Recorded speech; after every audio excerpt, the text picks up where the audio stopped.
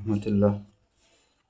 Da farko ga bidiyon yadda za ka ƙirƙiri bidiyo da AI zai ma iya yi magana irin wanda ake yi yanzu.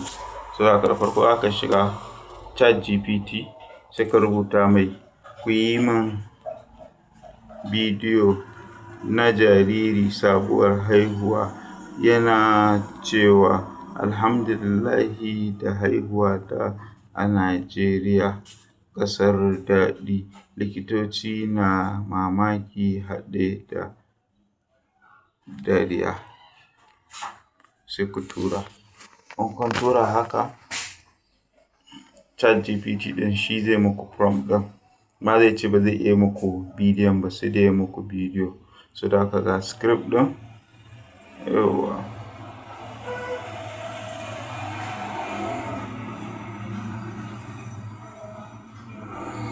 Sai ka zo sai ka kwafa, kai copy ɗin script ɗin, misali ga shi kamar haka.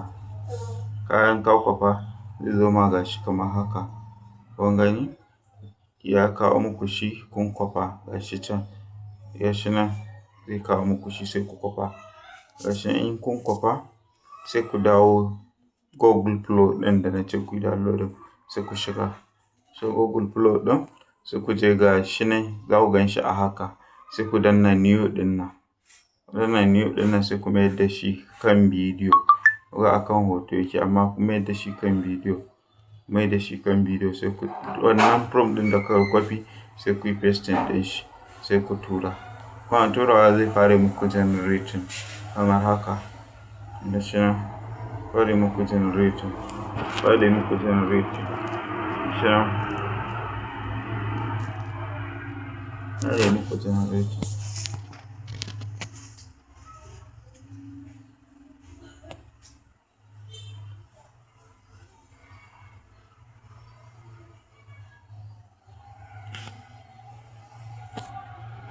Shi nan yana generating.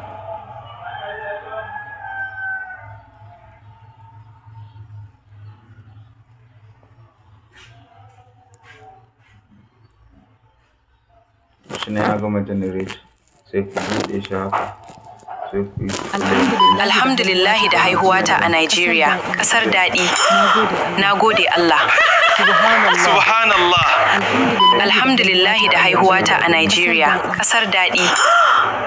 Ga wajen downloading nan sai ku yi downloading ɗin shi. Kuna downloading zai ce muku zai yi several times. Yana gama yi zai yi downloading yawa bidiyon ya downloading. Kuna komawa za ku gan shi a wannan ɗin. Yawwa to shi kenan a taƙaice.